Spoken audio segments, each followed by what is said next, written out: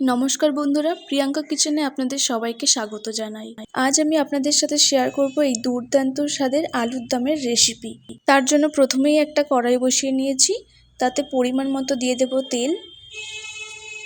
এবার তেলটা খুব ভালো করে গরম হয়ে আসলে তাতে কেটে ধুয়ে রাখা আলুগুলোকে এক এক করে দিয়ে দেব। এবার সব আলুগুলো দেওয়া হয়ে গেলে তার মধ্যে অল্প একটু নুন আর একটু হলুদ দিয়ে আলুগুলোকে ভাজতে দেব। যতক্ষণে আলুগুলো ভাজা হচ্ছে ততক্ষণে একটা মশলা তৈরি করে নেব। কিছুটা পরিমাণ আদা, কয়েকটা রসুন, দুটো শুকনো লঙ্কা, কয়েকটা কাঁচা লঙ্কা আর একটু জিরে আর সামান্য অল্প একটু জল দিয়ে একটা পেস্ট বানিয়ে নেব। খেয়াল রাখতে হবে যাতে এটা একদম মিহি পেস্ট না হয়ে যায়, একটু যাতে গোটা গোটা থাকে, তাহলে এটা রান্নায় বেশি স্বাদ নিয়ে আসবে। আলুগুলো খুব ভালো করে ভাজা হয়ে গেছে, এবার আমি একটা পাত্রে তুলে নেব।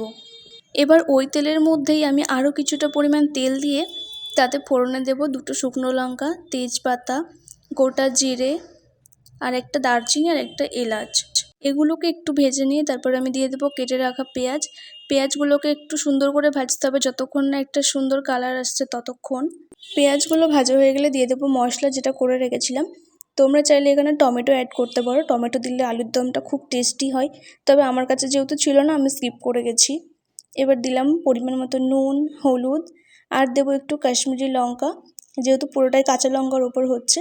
এবার এটাকে অনেকক্ষণ ধরে খুব ভালো করে কষাতে হবে, মোটামুটি 5 থেকে 7 মিনিট তো কষাতেই হবে। তারপর মশলা থেকে তেল ছেড়ে দিলে ভেজে রাখা আলুগুলোকে দিয়ে দিতে হবে।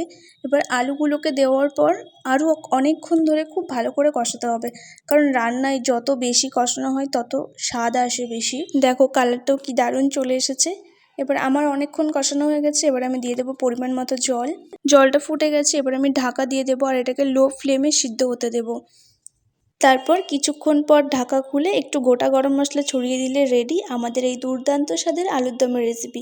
কেমন লাগলো অবশ্যই কমেন্টে জানিও, আর বাড়িতে একবার হলেও ট্রাই করো। বিশ্বাস করো, এটা ভাত, রুটি, পরোটা বা লুচি যা দিয়ে ট্রাই করো না কেন খেতে দুর্দান্ত হয়। অনেক সহজ এটা রান্না করা, আর দেখতেও ভীষণ লোভনীয়।